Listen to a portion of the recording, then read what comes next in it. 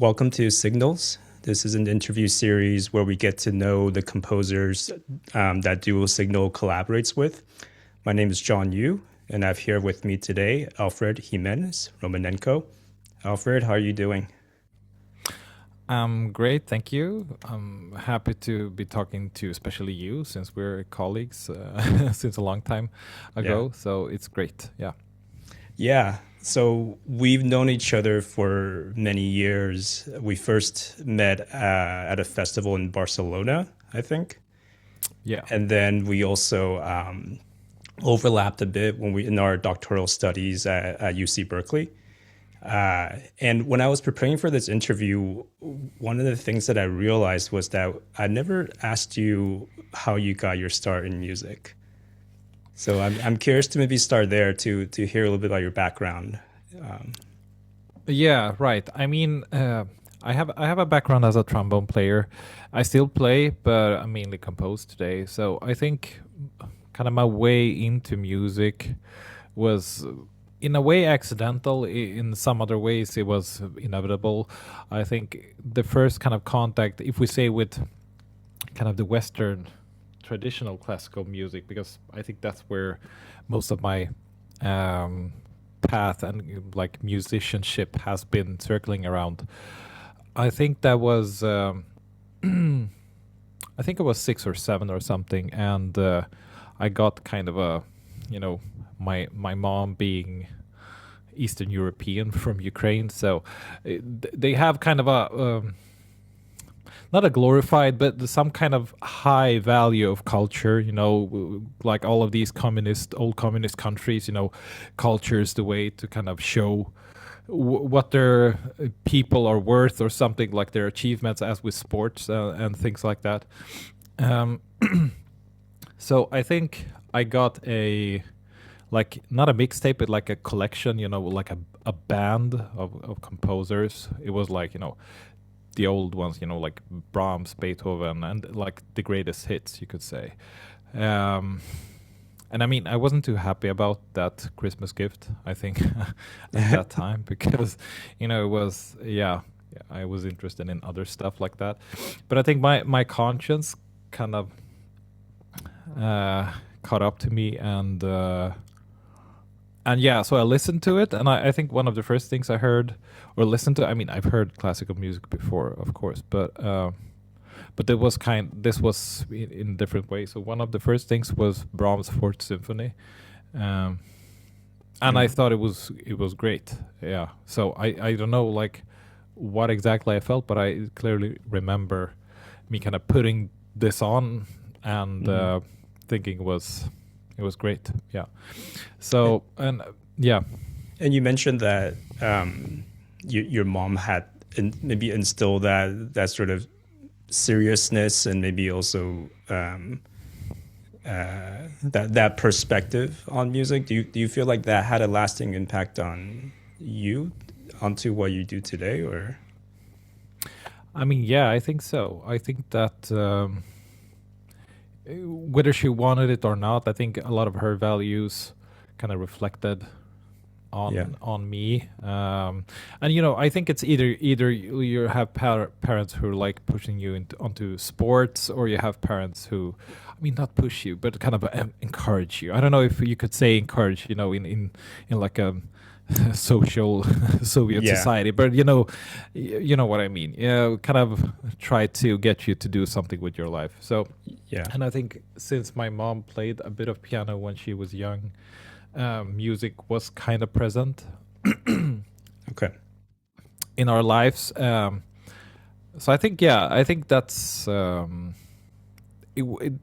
I meant also by it became kind of inevitable, but it was also um, kind of something that grew um, in me. You know, actually, I mean, after that point, without my parents' kind of interference, it wasn't like that they Yeah. were pushing me or making me do stuff. I think I just wanted to learn to play something. I want to learn to play the piano, but in Sweden, where I was living at that point, you had to stand in the queue, to the music school. Of course, there are private ones, but the main ones are public.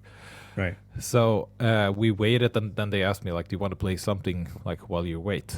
And I said, yeah, sure. So I was handed the trombone, and just started, and then I never got to So my you place never in the went queue back with to the the piano. No, exactly. Yeah, I mean, Yeah. it wasn't that I loved the trombone, because they made me play a lot of jazz and stuff, and I didn't really like that at the time. Oh, I was kind of interesting. a weird kid in that sense. I really loved, classical music like Prokofiev, Romeo and Juliet. That famous, like the I don't know if it's the fight between the Capulets and Mon. Yeah. Yeah. Either way, I think you know which one I mean. Yeah. I mean, I haven't listened to that one in a while right now, but yeah. And so trombone eventually became your instrument, and you still play it today, or at least a couple of years ago when you were at UC Berkeley, you were playing in the orchestra. Yeah, right. I mean, I do, and I haven't played that much since I had kids, because I don't have that much free time. But I mean, I still, I really enjoy playing it. And playing, usually, especially playing weird stuff and kind of trying stuff out and just feeling, the feeling of just creating. I mean, just have music created without thinking about it too much. Kind of improvising also is nice. I mean, not in a jazz way, but just in kind of any way, I think. Like a free improvisation. Yeah, definitely. I love that. Yeah, that's how I feel about guitar too, because I grew up playing guitar in bands, Right. and then when I went to composition, I stopped playing my instrument because I didn't have the time. But then after finishing all of my studies and graduating, I've kind of went back to playing more, just because there's a way to have a more haptic and hands-on experience with music, as opposed to just the more kind of I guess theoretical part of writing things on paper and then having to wait for it to be realized by someone else. Yeah, that waiting part is kind of the thing. You wanna, I mean, I still kind of try stuff out when I write. I kind of everything I think, but still, I mean, that waiting part is, that's another thing. There's such a decoupling between what you do and then what happens later. So I feel like playing is a way to, I'm kind of in the same. I feel the same way as you do. You need to have some kind of haptic, like, reference to sound at least once in a while. It feels like, So when, how and when did you get to composing, to actually writing music? Yeah, I mean, I think it kind of happened naturally with. I don't know if it was because I wasn't too happy with the choice of the trombone, that I was dissatisfied, but I didn't get to play all of the music that I thought was the best kind of music at that time. I was forced to play jazz, and the symphony orchestra at my, I think it's called cultural school in Sweden, or like public music school. It wasn't a big orchestra, so we didn't play the stuff that I wanted to play. So I think that I always wanted to play the piano, or wanted to play something else that kind of, not I wanted to, kind of get to the serious music, but I wanted it to mean something, I think, to me, and kind of what I thought at the time was the music that kind of made me feel something, So I think that's why also I started to, not that I wanted, to compose to kind of fill that gap, but I think that maybe that made me look for something else also, in besides playing. So I think I actually got like Sibelius 4 or something, like one of the earlier versions, from my dad, like a pirate copy, on a burnt disc. And I just started playing with that. Then you could just write notes, and Right. you can make them sound, and you can make crazy stuff, like super hard stuff, which is impossible to play. But that was kind of fun to try out, like, how does this sound? How does that sound and stuff like that. So I didn't write for anyone to play, but just to kind of get that feedback from, you having a plan or having an idea or something, and just having some kind of feedback or sounding result of that idea. Yeah. What age was this? I think it was. I mean, it was some years from when I started. I think I started playing when I was like 10 or 11, like trombone, and then I started composing maybe like 2 or 3 years later. I mean, I didn't think I saw it as composing. It was more like playing around, But I think that what it was. And then I think I got kind of serious after that. Then I started, I wanted to write a piece, and stuff like that. So I did that, but I didn't want to show it to anyone. So. It was. I think it was. Yeah, it wasn't ever deliberately, composing, but at the same time, because I didn't want, anyone to evaluate the result. I think, but at the same time, I kind of had that wish to do that. I think, like, right. underneath at least. Yeah. Right. I think the first piece, like chronologically, of yours that I've heard was an orchestra piece that you maybe presented in Barcelona at the festival. Maybe. Oh, right. Yeah. I think it might have been. Yeah. Okay. So there were a lot of studies and a lot of development, from playing with the Sibelius software to up to that point. Of having a piece like that. Yeah. Right. Yeah, I think one thing that comes to mind is I think that kind of it's some things. I think most of the time I've just done stuff and then kind of afterwards evaluated and kind of see, oh, maybe I was doing this, and I didn't know why I was doing at the time, and I don't know if it's it's not playfulness, because it's not always playful, but it's something that's maybe something that interests me, or there's something that creates friction in some way that's kind of motivates me to kind of try that, because I think when I started high school, I went to kind of, we have these kind of, you have to choose your path when you go to high school. So I went to kind of a music high school.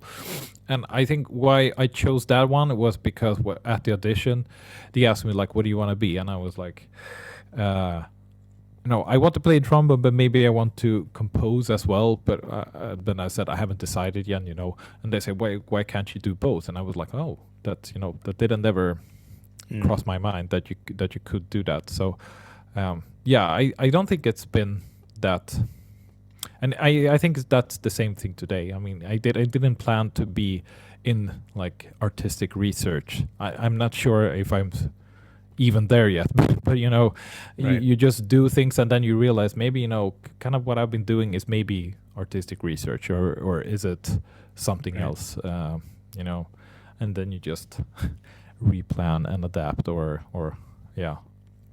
And you mentioned that when you were composing, there was like a playfulness to it, but then also like a feeling of maybe going against certain resistance.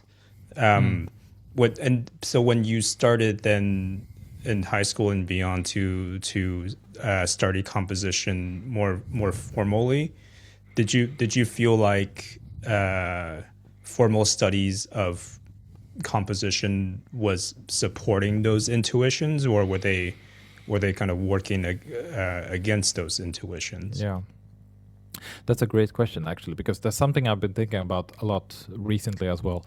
I mean, I think in a way, what I thought they would do was kind of kind of teach me how to compose music, how should it be done, because I wasn't seeing what I was doing as doing it kind of for real. Maybe that's why I didn't want it to be kind of evaluated.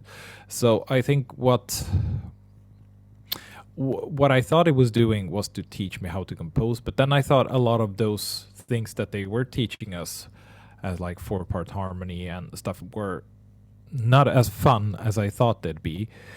So I didn't have much motivation learning those stuff, and I think that also made it kind of. I thought that I didn't follow the correct path of how to be a composer, and I think this is mainly only. I mean, I have been going through like I think this kind of Western traditional way of becoming a composer, but then I didn't like the way that that path was laid out. So I think, but I think I felt that I didn't do it right. But then somehow I kind of moved along and got to the next kind of step, the next level. But then I felt like but I still didn't do it correctly. So.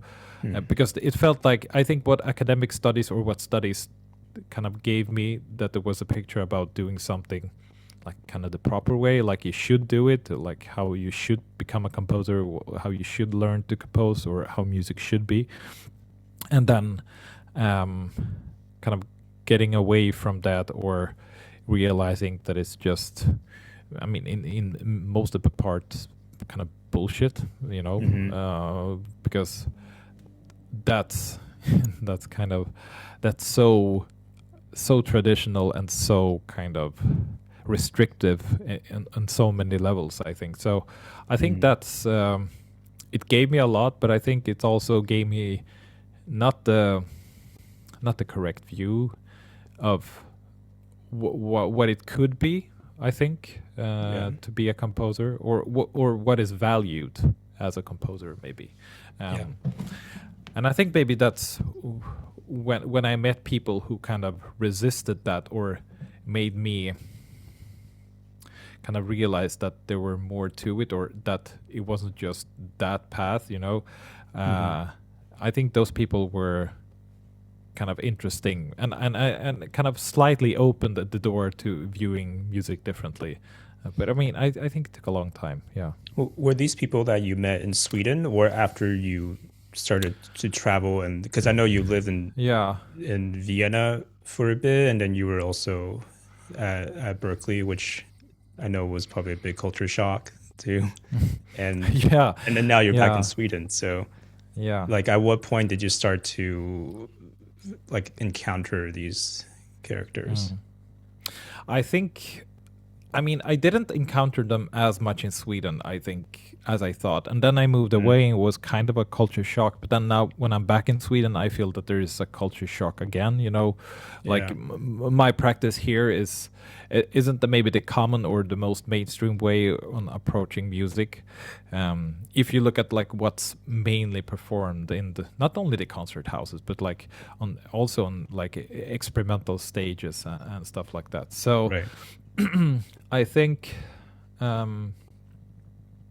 I think the first one that I've met, because during my bachelor studies, I had a great professor, but he was very, very kind and very, he told me that everything was good, this looks fine, this is good, this is interesting.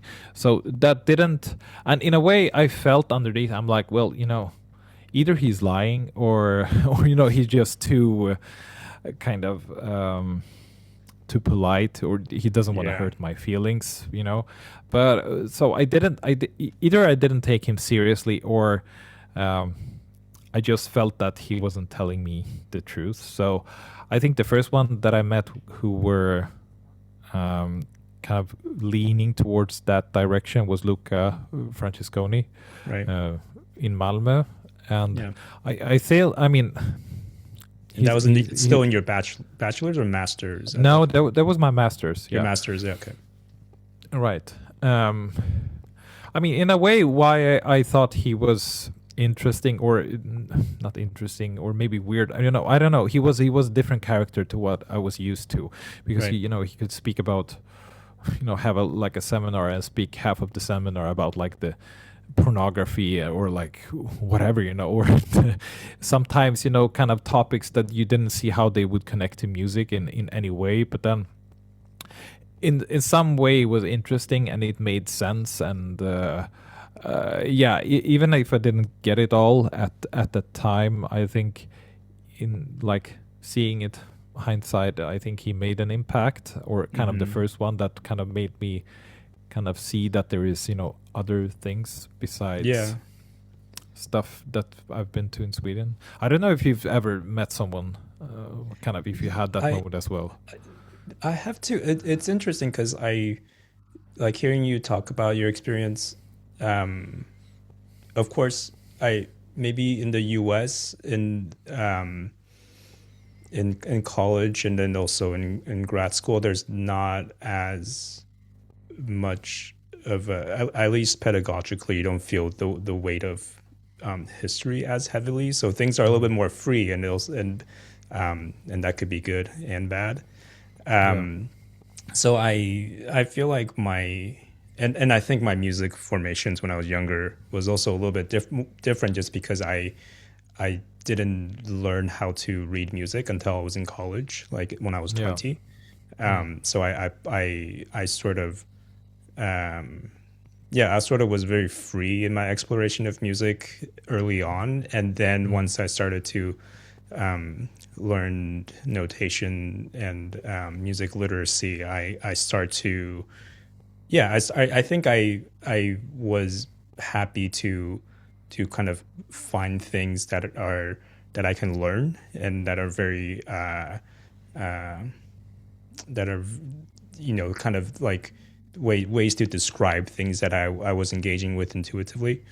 But and then afterwards, I think early on when I was playing in bands and stuff, I've always encountered individuals that were very, very wild in their kind of approach to music and art, and I think that comes from playing in punk bands and metal bands.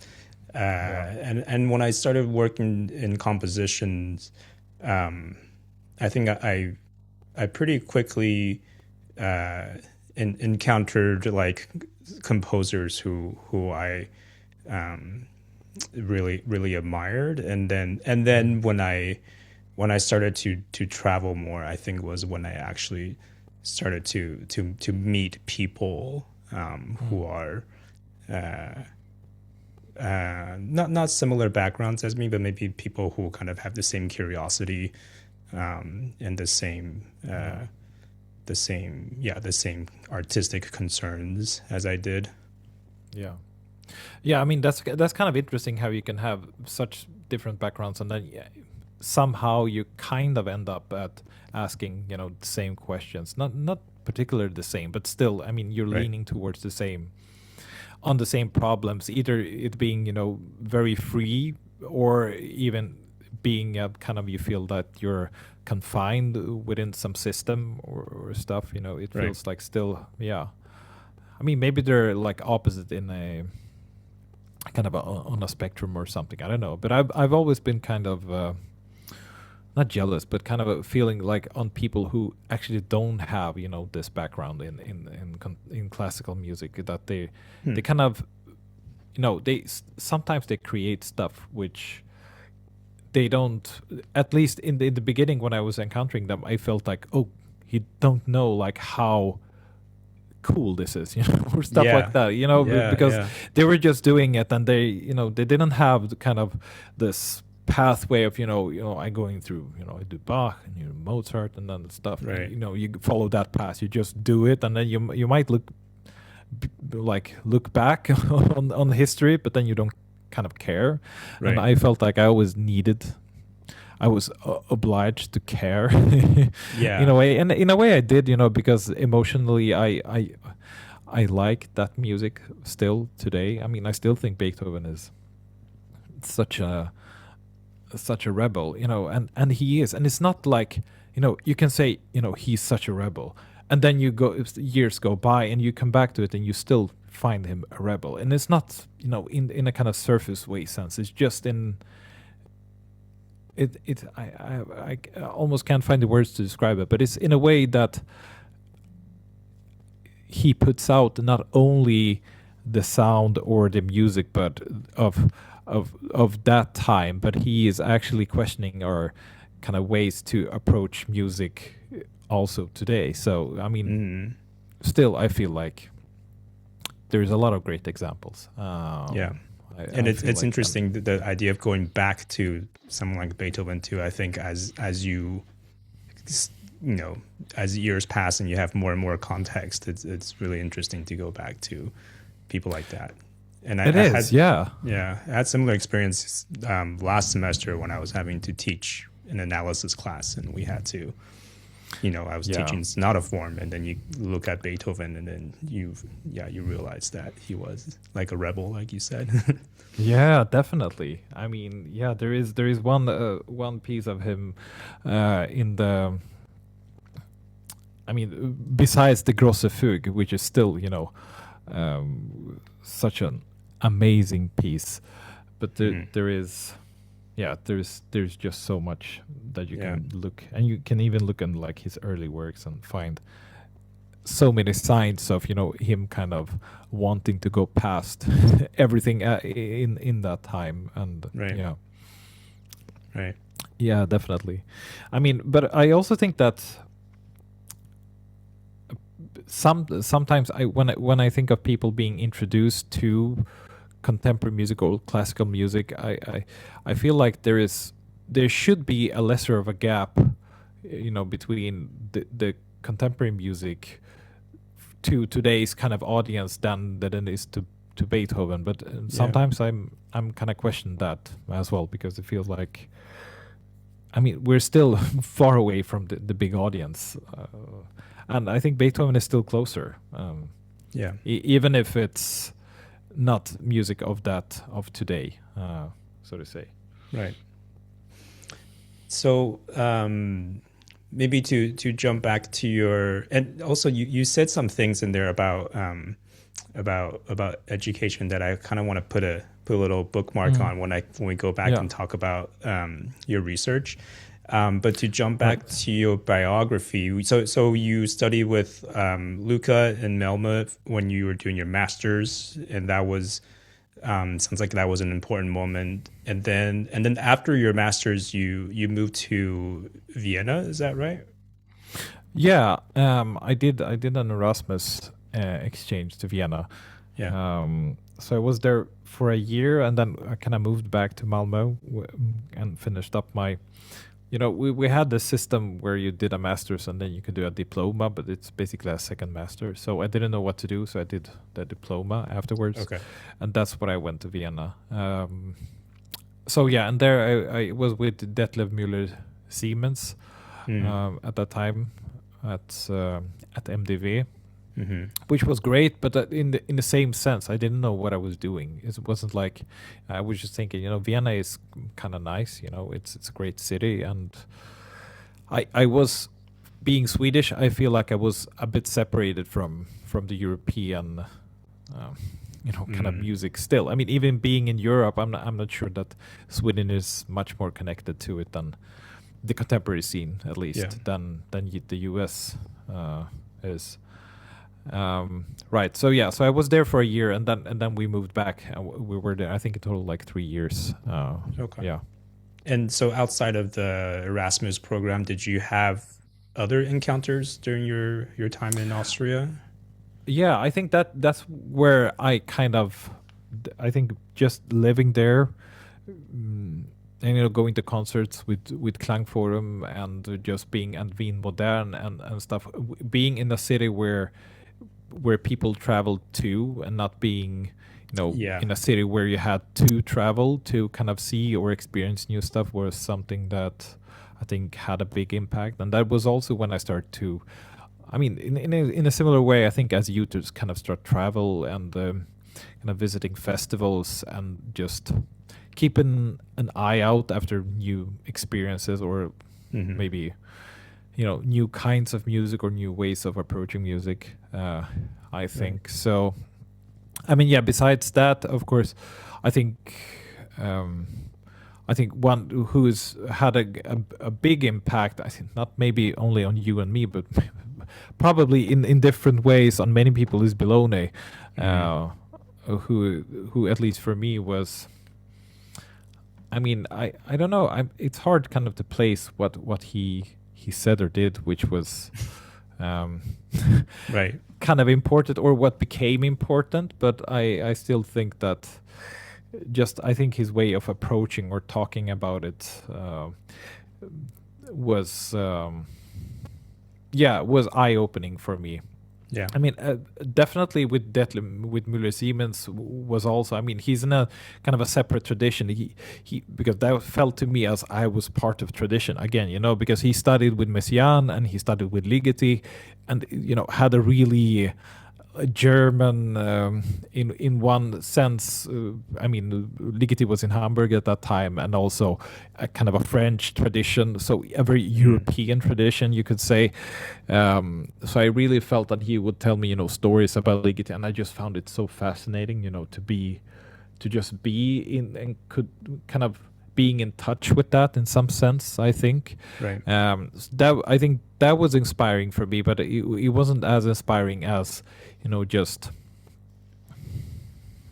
meeting kind of the practice and your way to approach this practice, as I think that Bilone introduced, and just his way of just questioning, every good idea that you think that you have is just.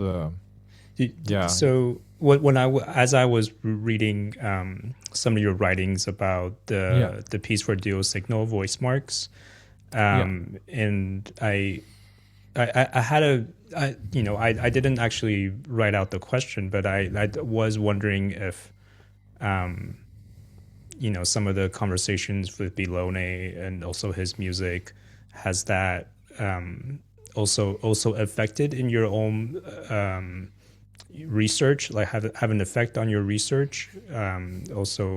Maybe has that have an effect on your own kind of investigation into music practice? Yeah, I think I would lie if I say it didn't, because I definitely think that it has. It's kind of hard to just say in what way, because I think there are a lot of similarities in his way of viewing to what I later kind of adapted to. I mean, still continuously changing, but what I found interesting, at least, kind of approaching music. I remember one thing. I think it was the first time that I met him, and of course with him, I think you hear a lot of stories kind of before you meet him, like him being mean or whatever. Right. There is always. It feels like every person that makes kind of impacts on people create stories. Either they're kind of good stories or kind of bad stories or whatever. And they're good stories for the festival gossip circuit too. It's very good material. Yeah, definitely. But that makes it interesting as well, because then that also, for me, coming back to that, I think that creates an expectation of not friction, but kind of maybe this can kind of not validate the way I've perceived my path, but in some way put things into perspective to kind of make it make sense more in some ways. So I think one thing that I remember super clearly with him is, for once, he had this seminar where he spoke about like the actions, like of the hand, if you remember that at Impulse. Yeah, an Impulse. That one was fantastic. I think it was just a lot of new things that I haven't been thinking about, or just a new way to approach sound and actions that leads to sound, or actions that are not aware of sound, or in multiple ways. So I think that one was the first one, and then in the next the next memory or impact that I have from him is, I think during our first lesson that we had, where I showed him the piece. I think the piece that we did in Barcelona with Audio Vocal Dear Dresden. Yeah, exactly. Yeah. A piece for two voices and two chairs. And I think I showed that one because this was also during the Impulse Festival, and I think I showed it to. That was kind of that piece, and I had another piece. I thought, okay, these ones are kind of, I feel, not that they're kind of they're representing my interest at the moment, but I didn't kind of know what their interest was. I think I just found them interesting. In a way, what was interesting, I didn't completely know what I was doing. So I thought that was, I think that stimulated me and created kind of motivation for me So I met with Mark Andre also, and I think he's a fantastic composer. But I just felt that when we spoke, I felt that I wanted radicality because that was what I was expecting in a way from him. Not having as many stories about him before, but then he was just kept asking about the fermata and like, do you know like what does this fermata mean? What could it mean? And stuff like that. And today I might find it interesting. At that time, I don't know. I was kind of feeling that he missed the point, at least that I was looking for.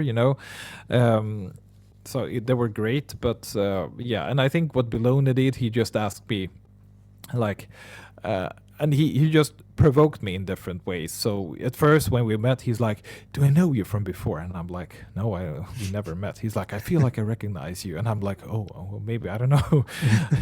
So and then he said like. He looked at the piece and stuff. He's like, yeah, well, I understand what you're trying to do and stuff. And he then asked me like, because I used the two voice vocalists have two chairs that they move and create sounds with while they do vocal stuff as well. And he's like, he stood up and he's like, took his chair and he's like, so, if you think that the chair is interesting, like this is interesting, you have to understand why. And just him asking, like saying why I'm, first of all, he like even being maybe, kind of not naive, but, in a way I was thinking I was breaking grounds, but, a chair, in dance is like the most used element ever, when coming to moving and having movement represented. And, the sound of a chair being moved semantically, it kind of represents someone standing up or someone starting to take action or about to take some action. So, I think he said that, kind of need to know why it's important. And even though, I don't know if I kind of found an answer to that or if that, whatever. I think that just asking that question and kind of taking that seriously, me expecting also him not being maybe not harsh, but maybe be off-putting in some ways, kind of made me think. I think he also talked about the theatrical part of the piece and like and mentioned like Grotowski, like this Polish director who like deconstructed theater completely. He started asking questions. Do we need an audience? Like, do we need a plot? Do we need this and this and this? And then in the end, he had like theater performances for like hours with his ensemble for no audience and no people. Just having those things being a possibility, I think, and being aware of them, made it kind of opened something. At least, nudged me in some direction. I think, Yeah, I think with Bologna and people like him, it's I think in the pedagogical context, it's good, for someone who has a certain, like you, who has a certain intuition with what they want to discover, but then for them to kind of point out all the different, not so much blind spots, but just points of interest, things that are obviously interesting to you, but then he's just able to kind of kept pushing and tracing it back to find out what is that original primal thing, whether it's an instrument or an object or just just an artifact like the hand, to the point where it's first and foremost poetic, but then it also kind of starts to question your own kind of reasoning and sort of what your search is for for that material. That's a good word, actually. It is poetic. I think when it comes to kind of talking about art or artistic expression, and especially me mentioning this again, being very involved nowadays, or like thinking about artistic research, and if it even is a thing. I mean, of course it is, but kind of questioning also like what have other people like Ablinger been doing, which is not kind of classified as artistic research, but it's like extremely artistic in its research element, and or extremely researchistic in its artistic elements, or so I think any time you kind of discuss or trying to portray or kind of picture artistic events, especially with kind of in contemporary settings, using artistic expressions or poetic expressions, as you said, or kind of philosophical expressions, I think is sometimes the most clear way, even if they feel kind of ambiguous at some sense. I think they're more clear and more descriptive than just breaking it down to trying to adapt it to music theory and things like that. And I think that's one of the things that Belloni also, and also with him, I don't think he sees himself as a researcher. He's just a composer. But I think, but opening up that kind of path towards connecting the music to philosophy or to poetry, or or just stupid things in a way. I mean, as a contrast to all of those are liberating, or became liberating for me, because you didn't have to explain them in theory, which I was feeling was kind of limited. I mean, and it's always a reconstruction of what's been done. So, Maybe on this topic of research, this would be a good segue to talk about the piece that you wrote for Dual Signal last year in 2025, which is called Voice Marks. Maybe could you talk a bit first about the setup of the piece? So of course, Dual Signal, we have the saxophone, the tenor saxophone, the trombone. But the two instruments are also slightly prepared and slightly augmented. Right. Yeah. So, I mean, we kind of experimented with this in some ways. And I think, I mean, the underlying reason is one, and then kind of what it ended up to be is another. Not that they're separated, but I think the kind of details of it could be varied, and should be varied maybe in some sense. I think both the saxophone and trombone has a plunger mute, which the saxophone has a small one, and trombone just have a regular one, and they both I just try connecting different stuff to them, like kind of flutes and other things that could interrupt but quickly change the timbre or the kind of result of the sound, of the sounding actions, or just of actions by themselves. So with the trombone, he tried different stuff. He has a recorder mouthpiece pushed into that plunger, which is made a hole. So when he actually kind of pumps the plunger, or what do you say?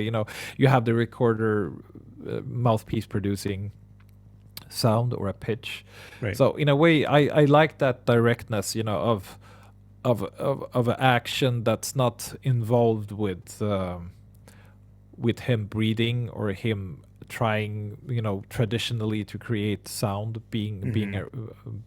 still being able to create sound. And you could also just, have that plunger attached to the bell and move the slide, creating vacuum and stuff, and also by just moving the slide make the recorder mouthpiece sound if create the vacuum without with even the lips. anything going through the trombone mouthpiece. What you do is you just move the slide, and that changes. And if you have a vacuum, if you have the mouthpiece, the trombone mouthpiece against your lips, it's you only have the air one way to move, and that's through the recorder mouthpiece. Wow, okay. So and he had a small solo actually in that piece where he just just wanks away his trombone slide, and it kind of makes a recorder mouthpiece solo. Yeah, I mean, I think why it ended up being that is also in some sense trying to have the musicians, or trying to affect the musicians to approach their instruments, or the way they relate to their instruments differently. So it wasn't necessarily, to have the sound of the recorder mouthpiece. I think it was just a way to try to make them cautious, or interacting with their instruments in a different way. I mean, not in an awkward way, but in a way where it feels fresh or new to them, or challenging, I could say also. And so with the setup of the two instruments, so there's the plunger that's more, immediately prepared and attached to the instrument, but then you also have like the saxophone with the plunger has a plastic tube that extends to the recorder mouthpiece, and then the trombone, the F attachment is open, and then that's also connected to an ocarina, right? Right, yeah, that's true. I almost forgot about that. But yeah, but that's true. It's they're also in the saxophone. I mean, I think that limits his ability to play the lowest note when the saxophone is completely closed, because then you only have the recorder mouthpiece. But then it's also in a way possible to have. I mean, he can play when he plays harmonics with the instrument closed. You could have this kind of duo of him playing high harmonics or squeaky notes on the saxophone together with the squeaky recorder, which was also kind of nice. But also, I mean, it's very unpredictable in many ways, so that also puts both a limitation but also a kind of different relationship to the instrument, which I thought was interesting. And the same with trombone, I think. I mean, if I make Adrián press down, the F attachment key, then that's the only option that he has, and he has to work with that.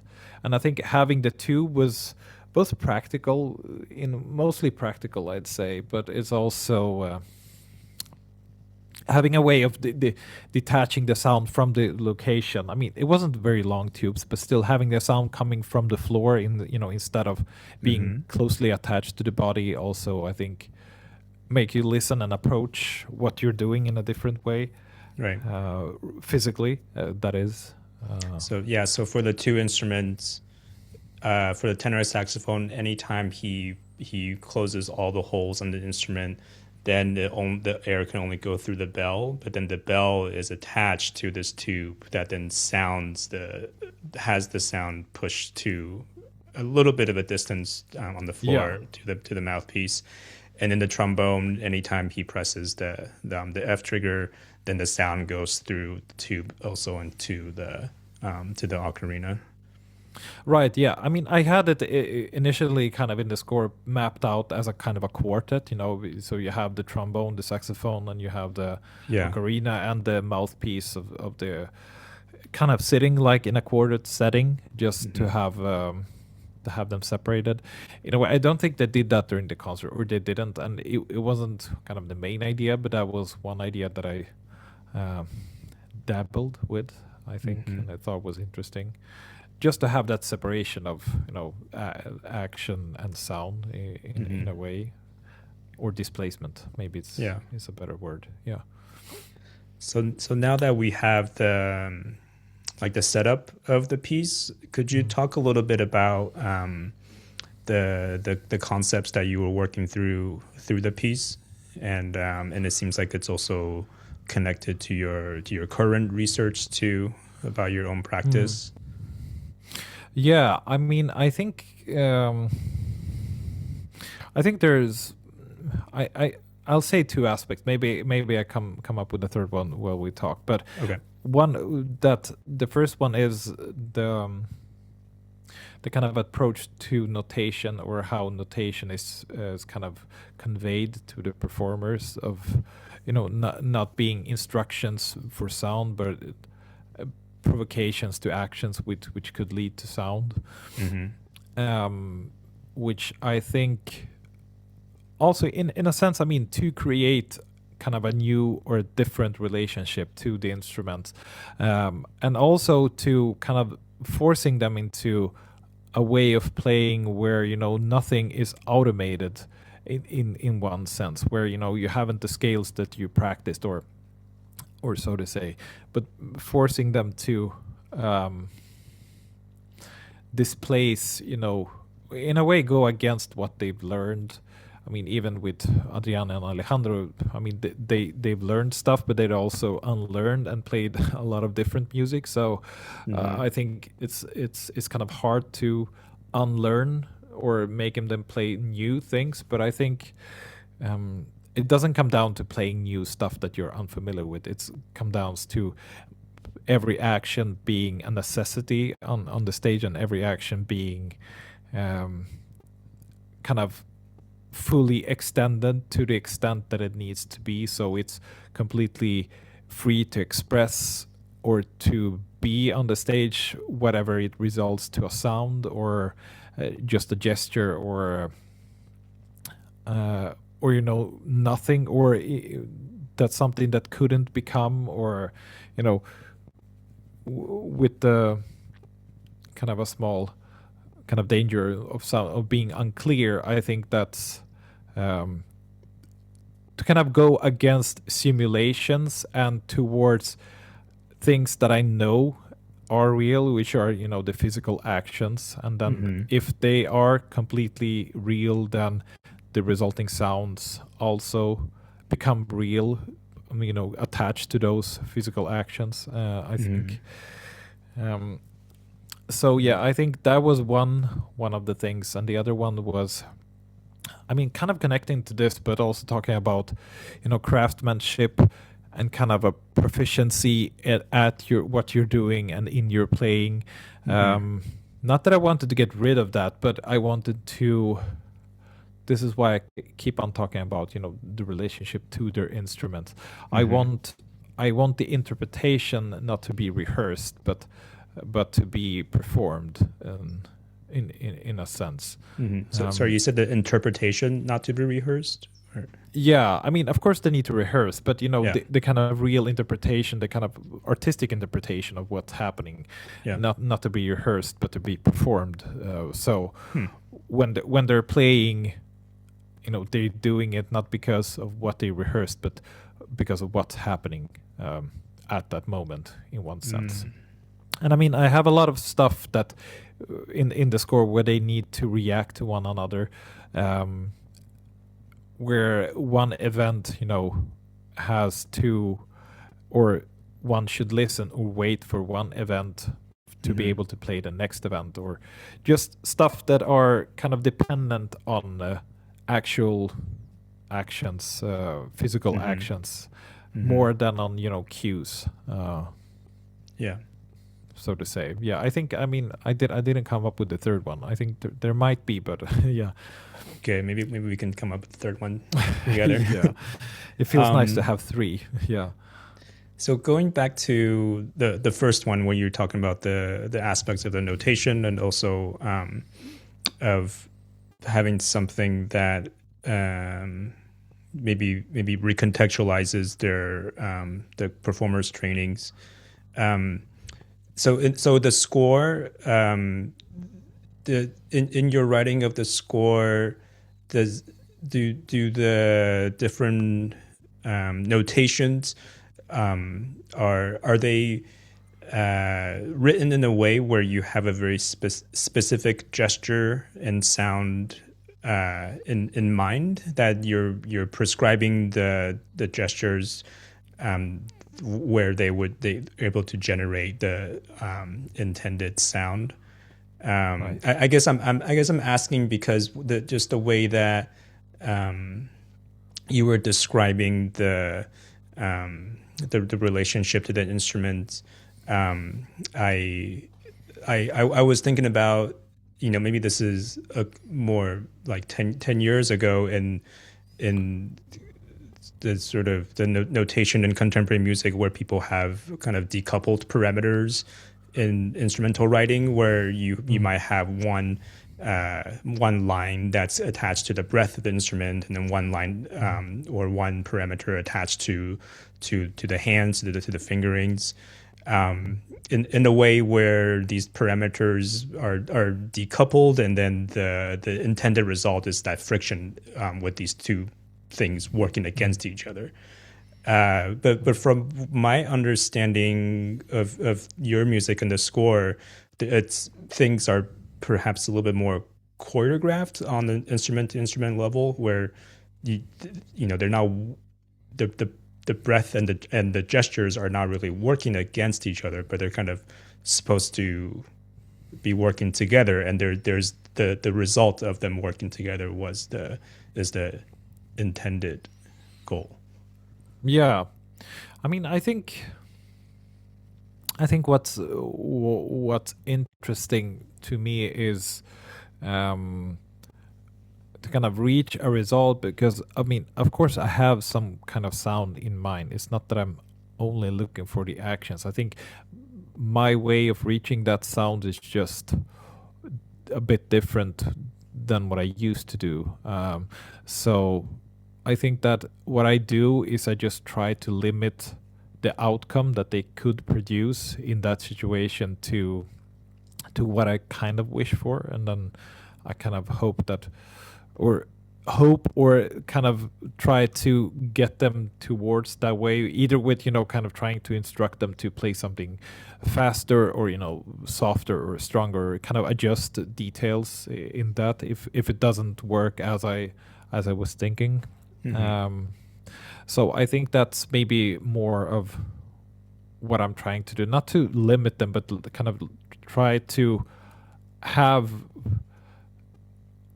them fully engaged physically, but then kind of adapting a filter almost to what the sounding result could be from that action. Just for it, to kind of, I think I'm obsessed with this being real, of the actions being real, because I feel there's so much contemporary music, especially involving extended techniques, where you have the sound that you're supposed to produce written out, but there is not a praxis or a practice telling you how to produce that sound. So you could basically, of course, with a vocalist, with breath sounds or stuff like that, you're gonna do breath. But if you really want a specific breath, because now you're connected to the body, you're connected to kind of an organism or like a biology, and that also represents external stuff, kind of stuff connected to real life, connected to other semantic, or like kind of the syntax of alive or being alive. So with those parameters involved, it feels so reductive to just write in the resulting sound and ignore kind of the situation, which needs to be kind of, in a way, it becomes staged in that sense. But I don't know, maybe I'm harsh, but this is what I've experienced, and I think that's what led me to the necessity of taking that path instead. Yeah. And for me, watching the piece and listening to the piece, the strongest aspect of it is this feeling that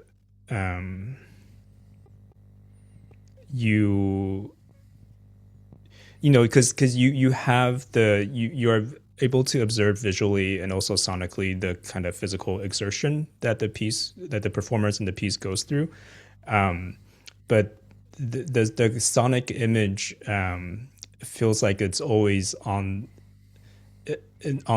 sort of the cusp of collapsing, but in a good way.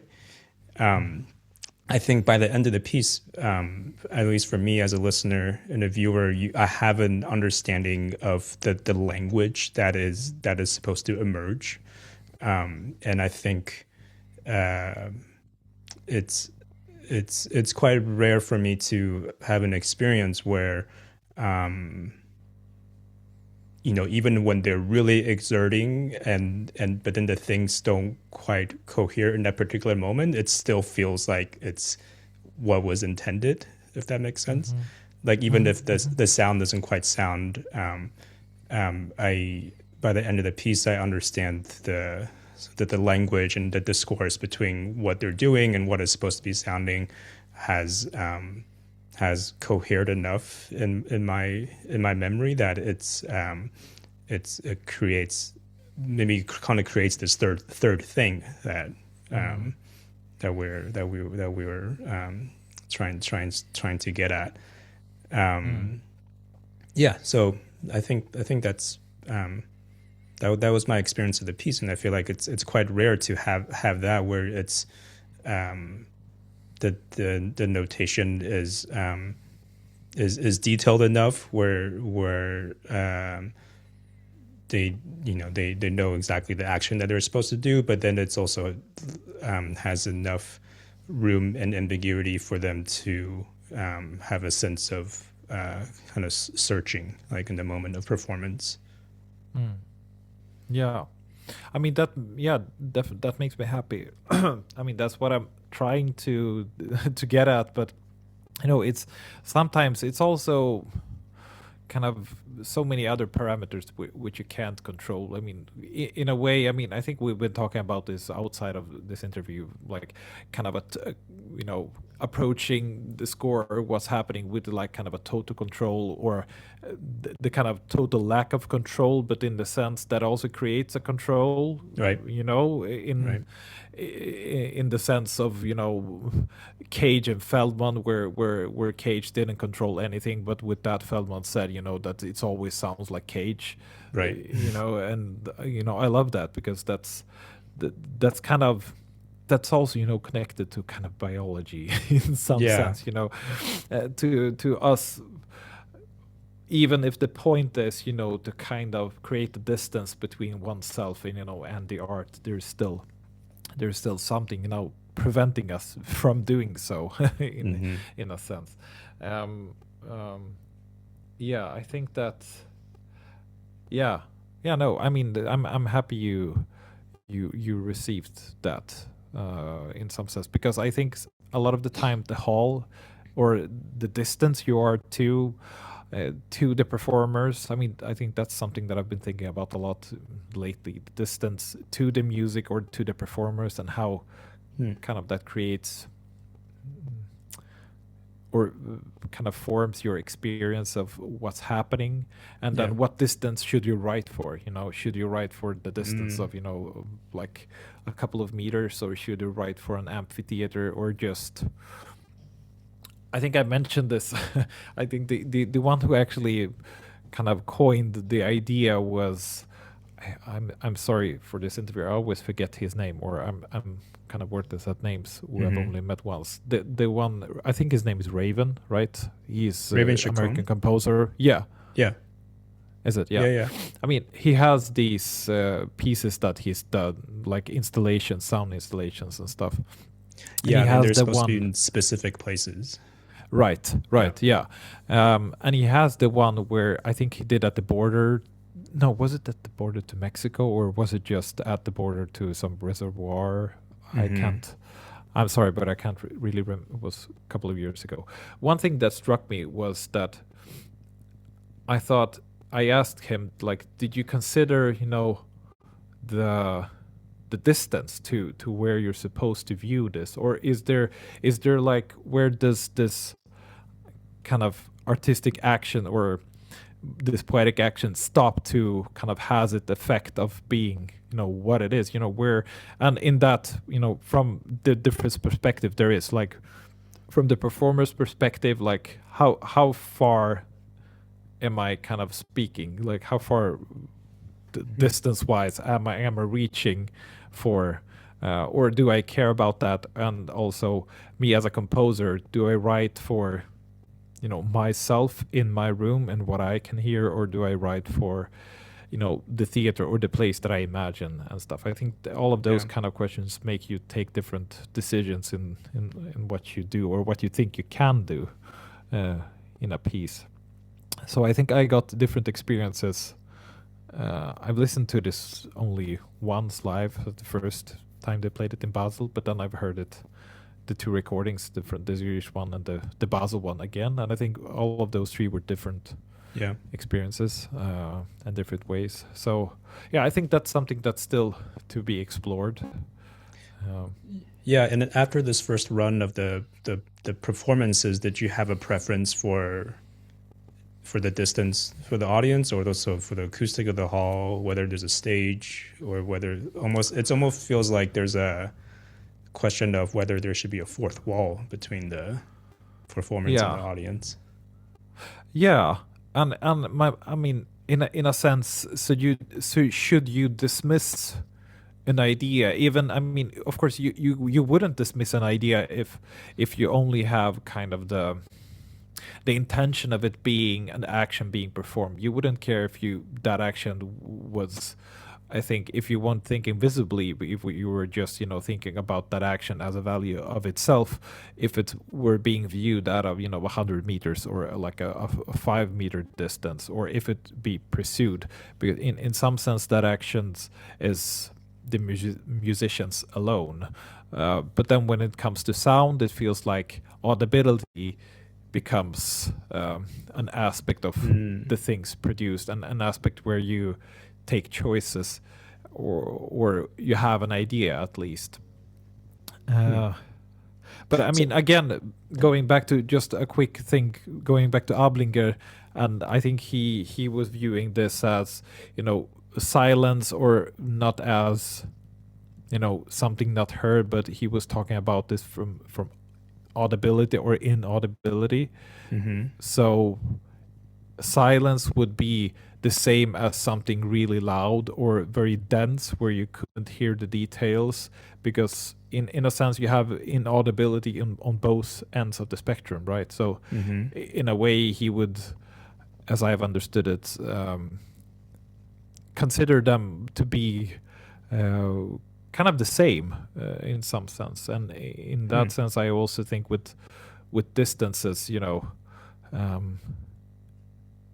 there is some parts which could reach longer. It doesn't have to be that they are, something violent which is more vicious, or you would react to more, that would reach very long. But I think that there is something in the think of, having something very dense, or having something very, very naked, or very revealing in some sense, that they had the same effect in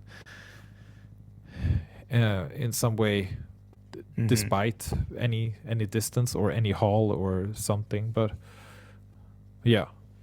just and just kind of thinking, imagine for me just right now, imagining the piece in different concert settings.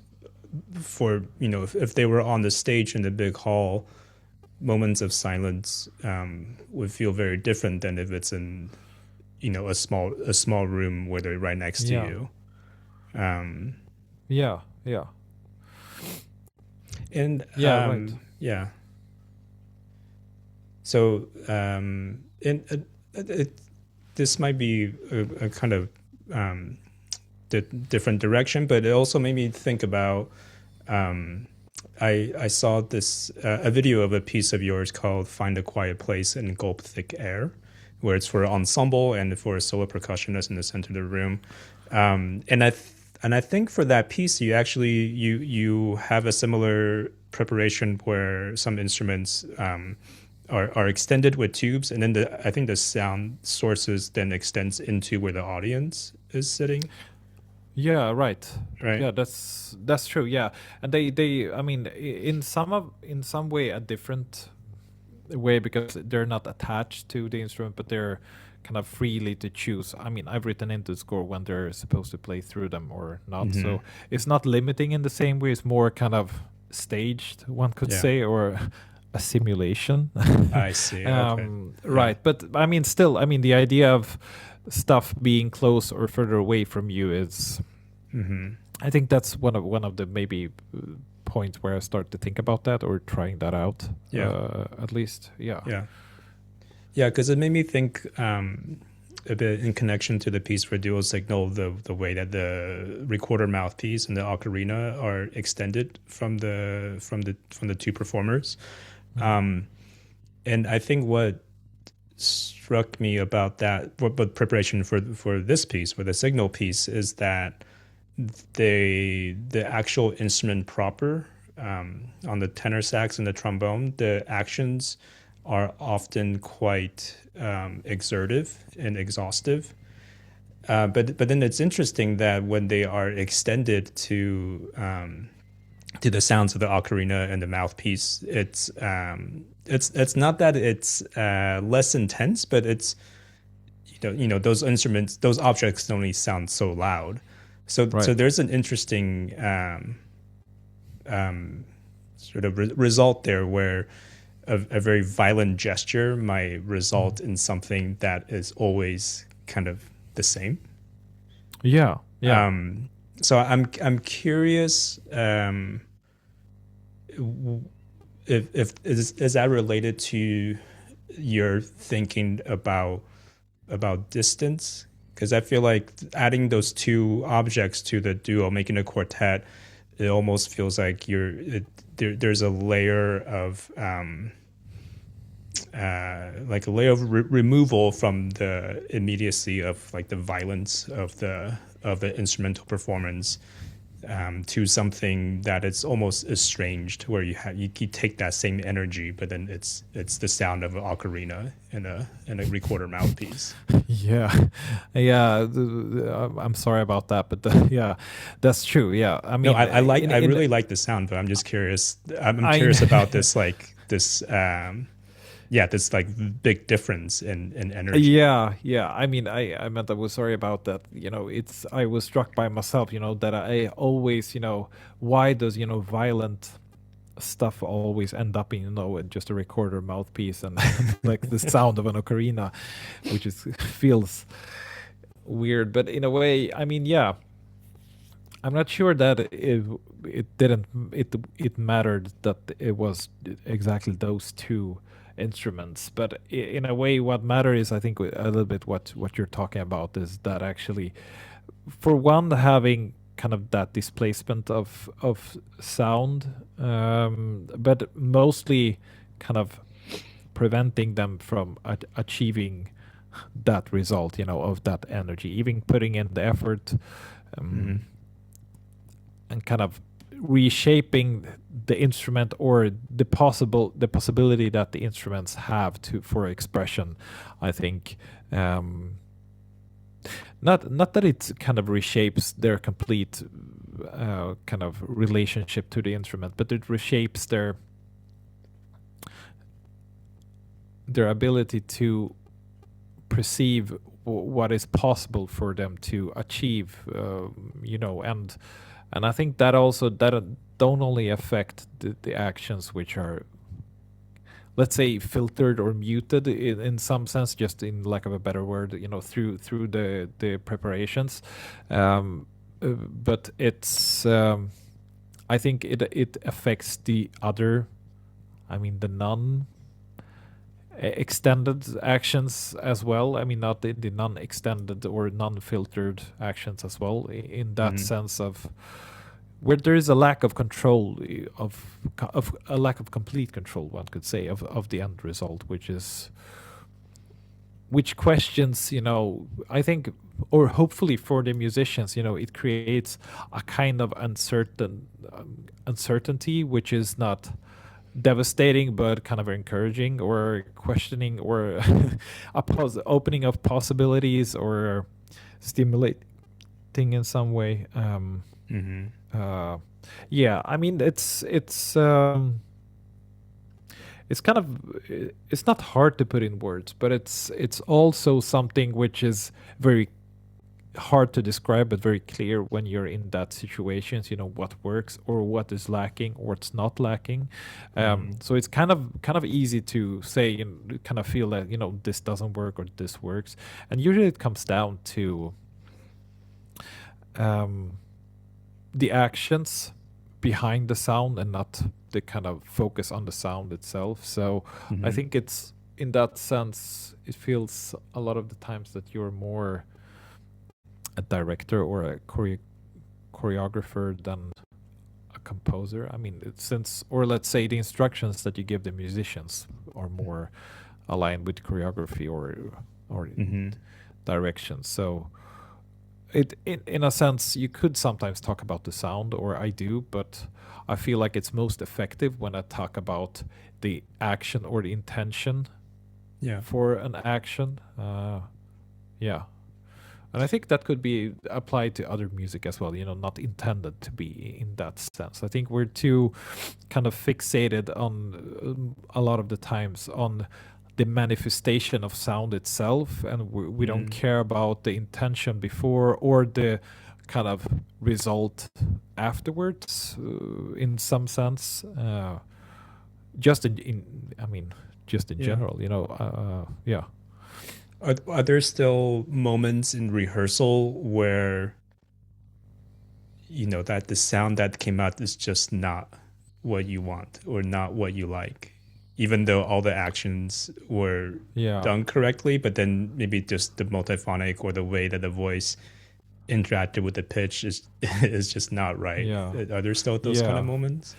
Yeah, I think definitely, and usually it has to do maybe with the dialectics not being kind of there or aligned, or when something becomes too I think too either too clear or too unclear, kind of in that sense. I think it needs to live on the kind of some kind of edge or some kind of cusp, or of being you having a hard time defining what it is. Kind of, is it sound, is it action, or is it sound and action and stuff like that. So I think that's usually when it doesn't work for me, or when you have that non-immediacy of things, where you have things clearly, which in contrast to other things in the piece is clearly planned,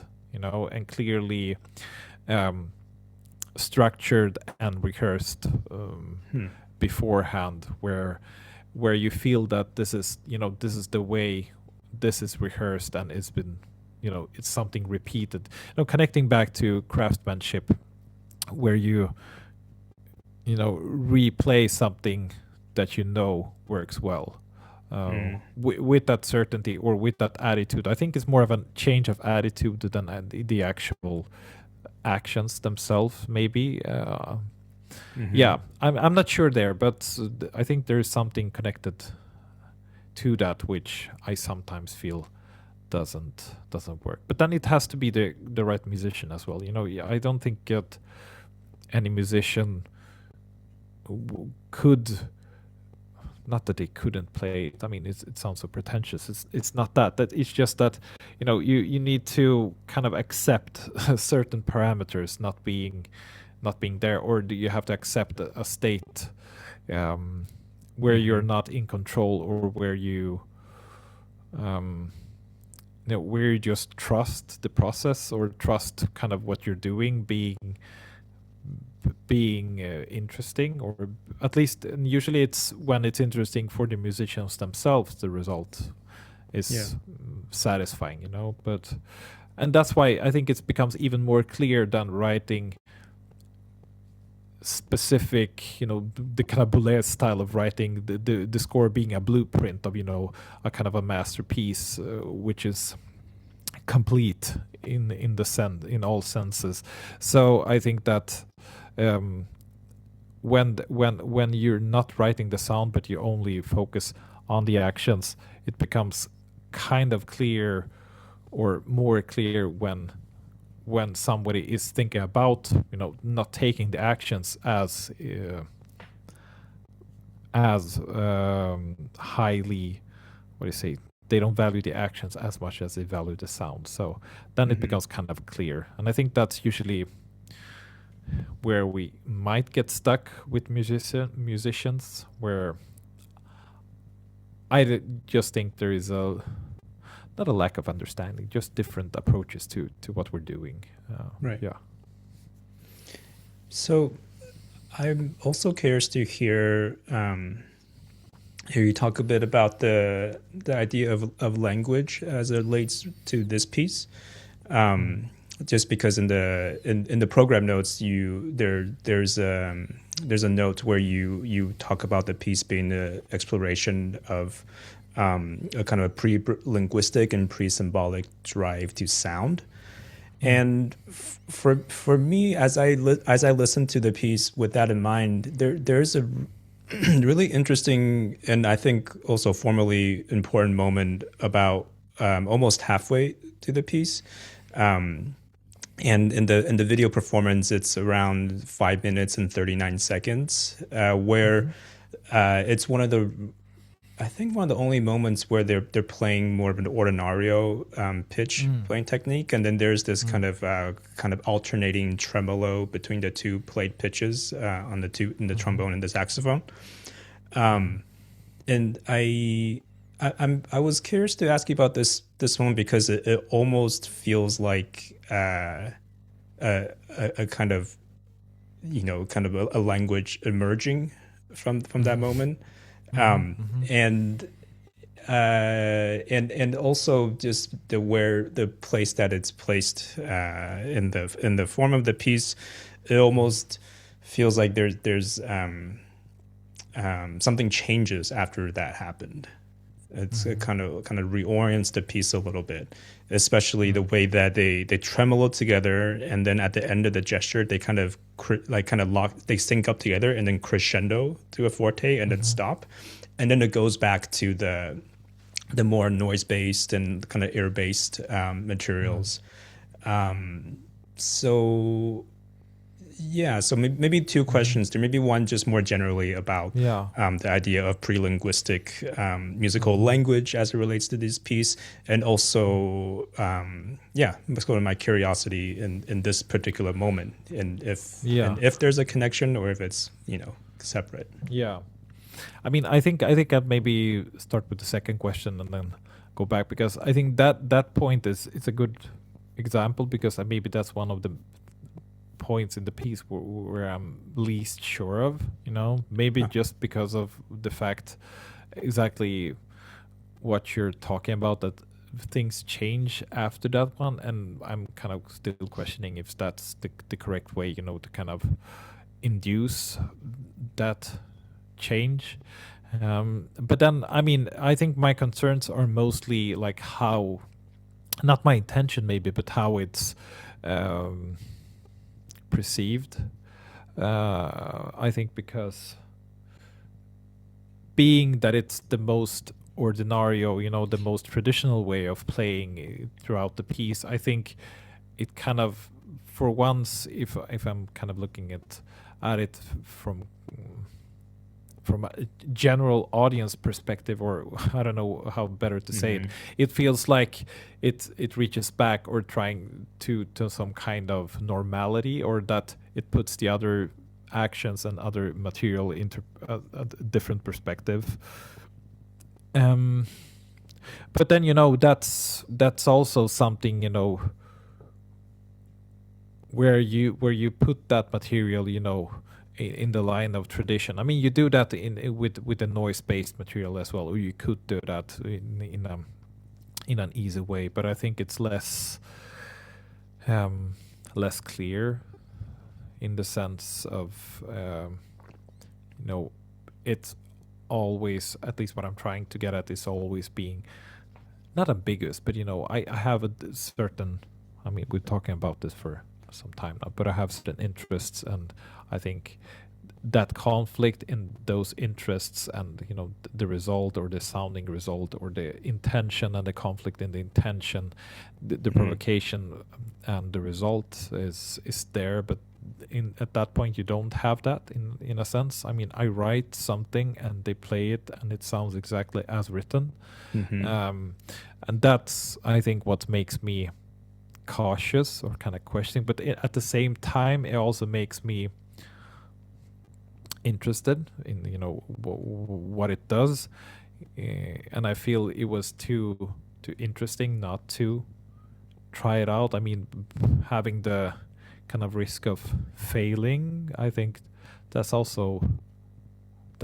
I like the idea, and that's kind of nice. It feels like a nice state to be in, I think. And I think that it coming back to language and kind of a pre-language state, I'm thinking a lot about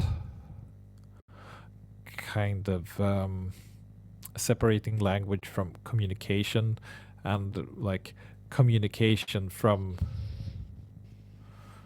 being, or I'm not sure where language is something refined, the things that we use now, or maybe take that example as language, where communication is something which has a necessity that language doesn't have.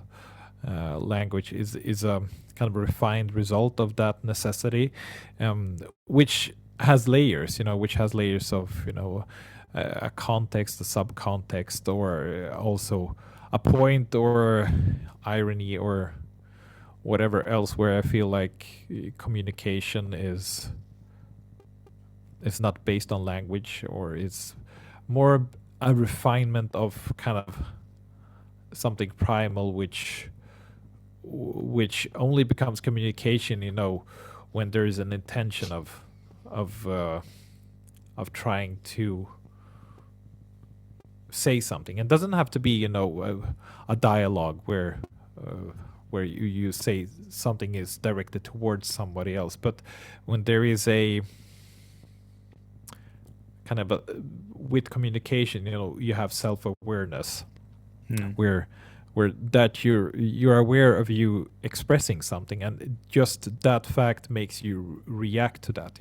There is a self-reflection or a consequence of you, or of that being. And I know I talk a lot about that kind of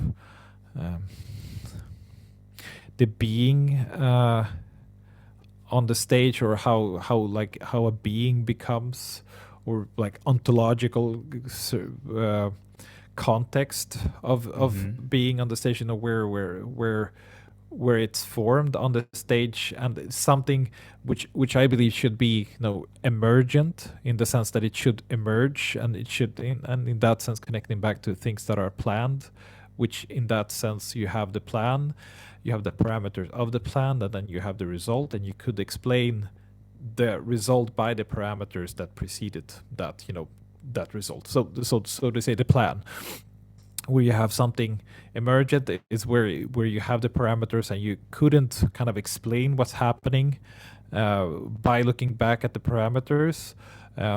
So you have something emergent, and I think that needs to, in that sense, we need to kind of try to not understand everything, or at least if you feel that something is curious, you're curious doing something, but it takes a risk, or it derives from your initial plan, or there's a failure in form or structure. I think that's usually something interesting to explore. I mean, you shouldn't bet your life savings on it, but it might be kind of, it might be something interesting. I mean, just the fact that the idea is there is might be interesting to just kind of touch it. So I think, and I think maybe related to that, going back to that example halfway through of the quasi ordinario tremolo.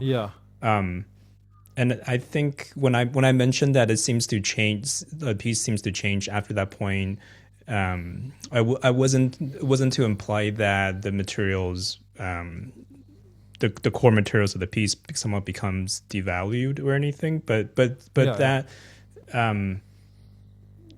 it kind of creates, you kind of inject the exact opposite of what the piece is, and I think maybe going back to what you mentioned about planning and also the possibility of failure, it's interesting to think about in the process of composition, because there's no way really to know how that moment will feel like other than having it written and it being performed.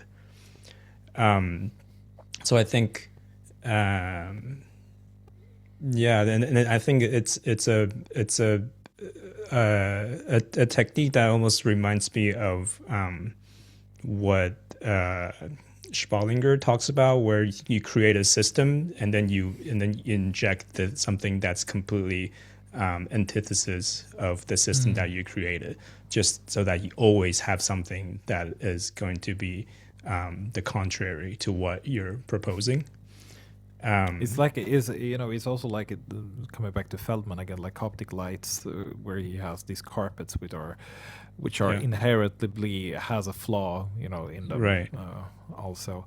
But I mean, just to point out something interesting you said about what you said, the devaluation. I like that idea also, establishing a material and then just continuously devaluing it. That's an interesting idea, just to how would one do that, and Right. and what would that in the end, would that be like a kind of lead to a new kind of value, or just a parenthesis. Yeah. Sorry. Yeah, no, it's interesting to think about the idea of planning, just because there's you present the structure and then inject something that's the opposite of that, and maybe some kind of third thing emerges from that. Yeah, definitely. I mean, I think that's a way of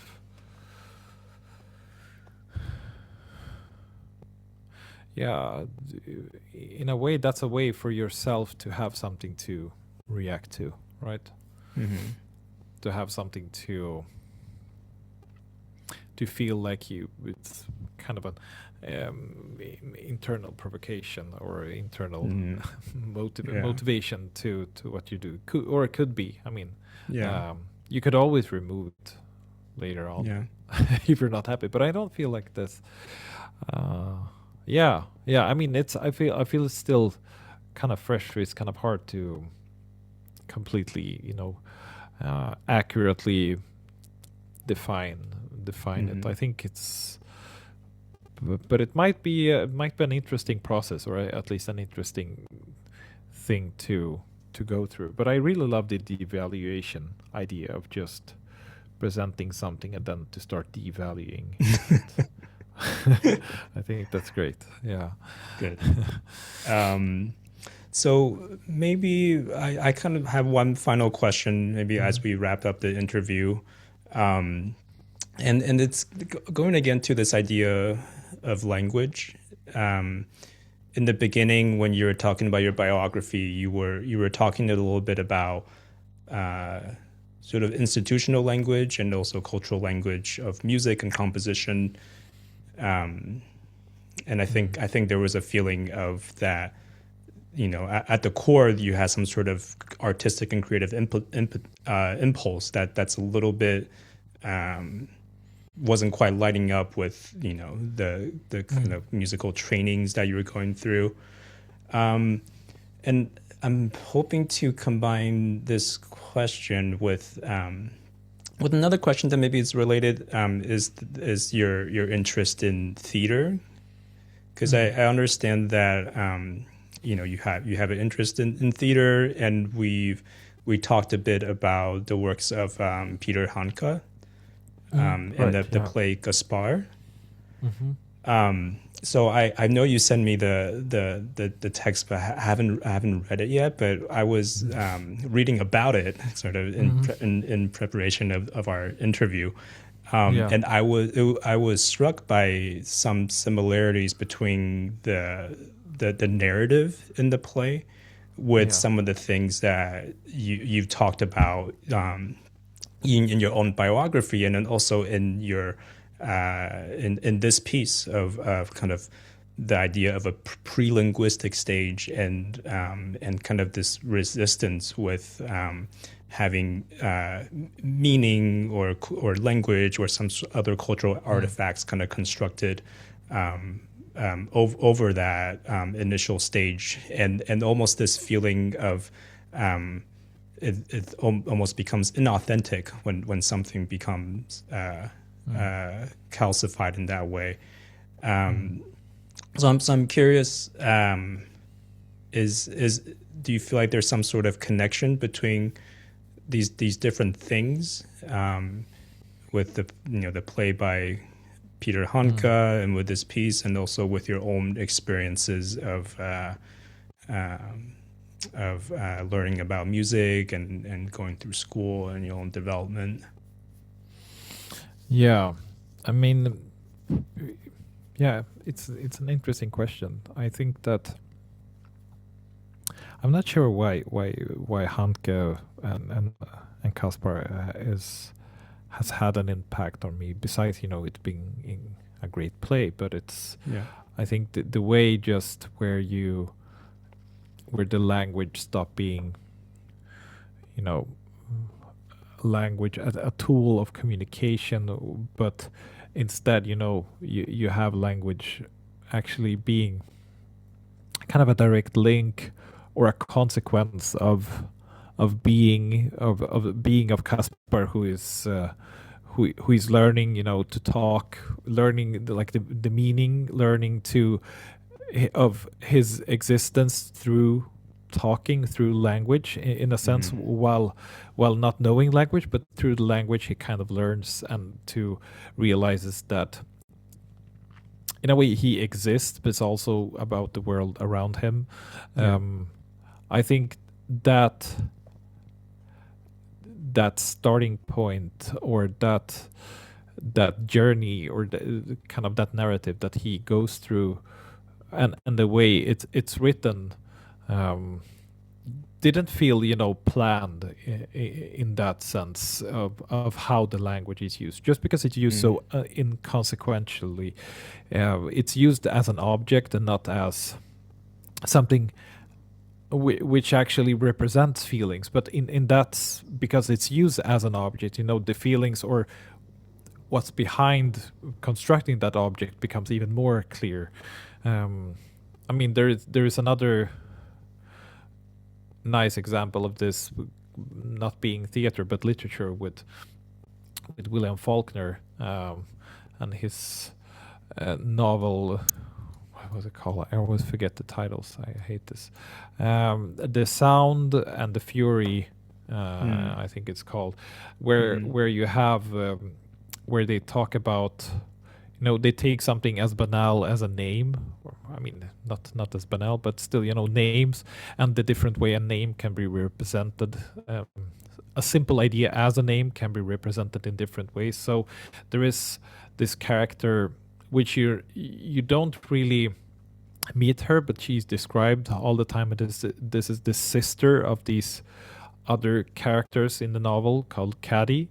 And first of all, she's spelled differently throughout the book. So she's spelled Caddy with IE and Caddy with a Y, kind of represent that you're just thrown in there. You have no idea if is it the same person they're talking about, or who is this.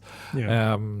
And also kind of it's never really clear if they talk about her brothers, that is, or if it's is it because of her actions that they kind of talk about her, or is she even real to them? It's almost like an incestuous kind of relationship one brother depicts her. So it's it puts every perspective of not only of the story or the characters or the language, but also about their way of expressing themselves. Are we actually understanding what they're saying clearly? Because when you kind of start to deconstruct something, you also kind of question all the fundamentals of that. And I think that's what Peter Handke did in a very extremely interesting way. And I think maybe what could be connected back to that is a lot of things that I've also, I think, realized while teaching now is, is such a huge liberation, of that, all of these things, and liberation and kind of a feeling of waste of time, all of these things that we've learned with, harmony, counterpoint, and stuff like that. It's all like constructions, like done afterwards, where you try to interpret what they were doing, and in that sense, it feels like the furthest thing away from what you would want to do, right? I mean, you learn somebody else's experience and rules of an art form, which you then they teach in the academies, and you have to learn to kind of say that you're a composer or an artist, which feels extremely bizarre in one sense, or completely detached from what one would consider being artistic actions, or a way of thinking which is creative in many aspects. So I think that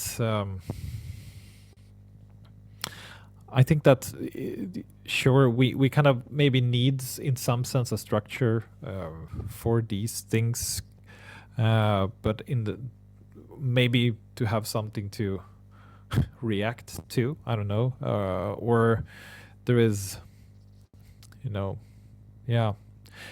there is something that can be valued in them as well. I mean, I don't know, maybe 10 years from now I'll see some value in that, but yeah, it's kind of hard to say. But I think that's to reconstruct something from the ground, or to learn something not by a model, is also refreshing, and I feel that's something that people that come from other art forms or other music genres do, instead of learning kind of the concept before the expression, so learning the expression and then trying to figure out what is the concept behind this, or is there any, might be an interesting way also to approach creation or artistic practice, I think. I think that's a good place to end, Alfred. Yeah, definitely. Thanks, John. Yeah, thank you for talking through your background and through your research. And I hope to hear this piece in person at some point, because I know that it's important for the viewer to exist in the same room as the performance and in the moment. So I hope to be able to experience that soon. Yeah, I hope so too, and thank you for listening. It's rarely that you get to talk in length about these stuff, but it's nice. It's nice to do so. Yeah. Great. Thank you. Great. Thanks.